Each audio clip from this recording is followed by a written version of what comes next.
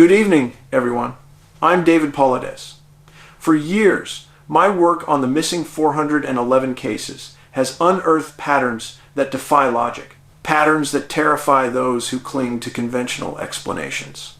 Tonight, we're going deep into one of the most disturbing aspects of this phenomenon, something I call the impossible hike. We are talking about cases where tiny, vulnerable children cover distances that would utterly exhaust a trained adult. These are distances that simply shatter the bedrock of established search and rescue science and force us to confront an unnerving question. Search and rescue, or SAR, operates on carefully calculated statistical guidelines. They tell us a lost child will be found 95% of the time within a specific radius of the point last seen. The PLS. A typical 1 to 3 year old child lost in the rugged mountains should be located within 2.8 miles or less. On flat ground, say an open farm or ranch, that radius shrinks even further to just 2 miles. Initially, that seems rational. It makes sense. But I've got hundreds of documented cases that are solid, verifiable facts that blow those statistical containment circles way out of the water. These are cases that hint at something unseen, something propelling these children with an unnatural speed and an impossible endurance. Something is defying physics, and it's happening with a startling frequency. We need to ask the difficult question. What force unseen, unknown, and silent is capable of carrying toddlers across multiple mountain ranges in the dead of night without a trace? Let's look at the 1,892 case near Lancaster, California. A 2-month-old boy, barely a walker, barefoot and clad only in a flimsy calico wrap, wandered off after his mother. A baby that traveled an incredible 14 miles. 14 miles through a desert littered with cactus, thick sagebrush, and among venomous reptiles. Deadly rattlesnakes, huge tarantulas, and voracious coyotes. Yet, the accounts confirm something chilling. No snake bites, no spider bites. The coyotes tracked him, their prints mixing with his along the trail, but they never attacked. How does a 1-year-old survive a nocturnal gauntlet like that, completely unharmed? This isn't luck. This is statistically impossible. This screams missing 411 anomaly. The physical act is a mystery, and the perfect avoidance of danger is an anomaly within a mystery. Now, let's go to the 1,930 seconds. September 1,935. Somerset County, Pennsylvania. The Allegheny Mountains. We found 2 strikingly similar cases occurring within 48 hours and separated by only 30 miles. This is a critical cluster. First, 2-year-old Paul Ganau disappears. He was found 5 miles away, walking calmly into a farmhouse after a day and a night alone in the deep woods. Second, due 6-month-old Lester Coffiner vanished. The local sheriff actually suspected the parents because he firmly believed the boy wasn't old enough to walk from the region and therefore had to have been harmed. But Lester was found 6 miles away, barefoot, having climbed a massive mountain in 30 hours. 6 miles, barefoot, over a mountain. The search and rescue manuals say he should have been found within 2 miles. When the evidence defies their logic, they often resort to the most horrific conventional explanation. Blame the parents. It takes an extraordinary, uncomfortable belief in the impossible to accept the terrifying truth behind these missing 411 cases.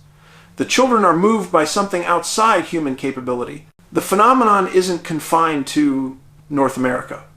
My research shows it's a global pattern. Take Queensland, Australia, August 1,902. Evelyn Harris, 2 years and 5 months old. She wandered off into the dense bush. She was found the next day, walking alone on a road, having covered an impossible distance of 20 miles. A 2-year-old child walking 20 miles in 36 hours. That thought is completely done hunting. This is where the conventional mind breaks.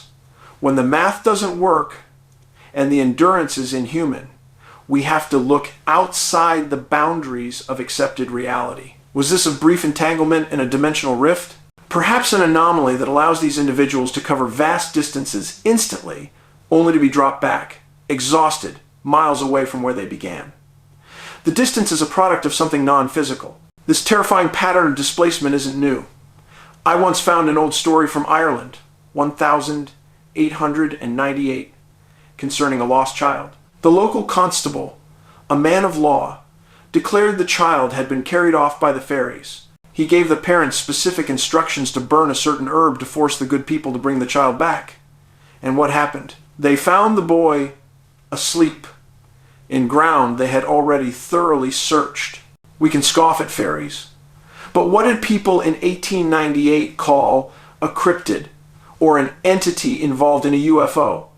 Abduction. They called it a fairy. They called it the good people.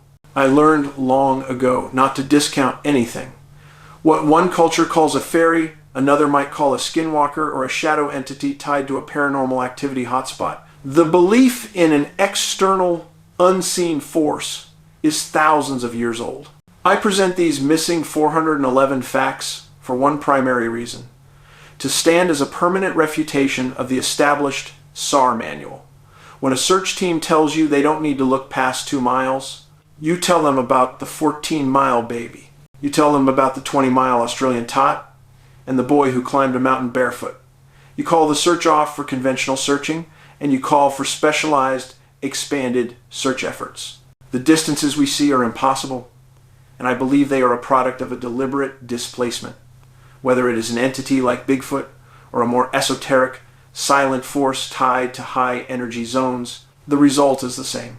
The victim is moved. These children were not wandering aimlessly. They were not lost in a simple, conventional sense.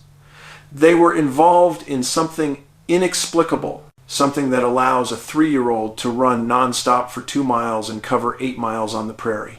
The 3-year-old girl in Rawlings, Wyoming. Her first words when found, exhausted, were a terrifying clue. "Papa, I thought you were the Indians." Fear, propelled by some unknown threat, can motivate, but it cannot explain the speed, the distance, or the selective survival. The missing 411 cases are a testament to the fact that we do not fully know our wilderness, and we certainly do not know what shares it with us. Be nice. It costs nothing to smile, but be aware something is out there, and sometimes it likes to move people long distances.